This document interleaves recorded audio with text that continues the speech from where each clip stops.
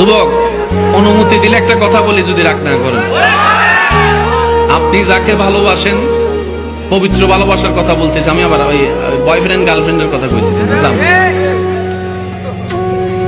আপনি যাকে ভালোবাসেন কয়জন? আপনাকে যে ভালোবাসে উনি কয়জন? উনি যদি 10 জনকে ভালোবাসে, আপনি কি সে ভালোবাসা নিবেন? আপনি যখন বলছেন আই লাভ ইউ, সে উত্তরে কি বলছেন?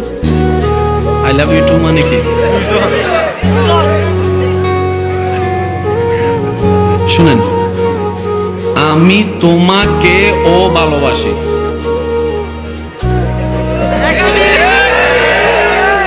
আমি তোমাকেও, আবার এটা দেখেন, আমি তোমাকেই ভালোবাসি, আমি তোমাকেই ভালোবাসি, আমি তোমাকেও ভালোবাসি।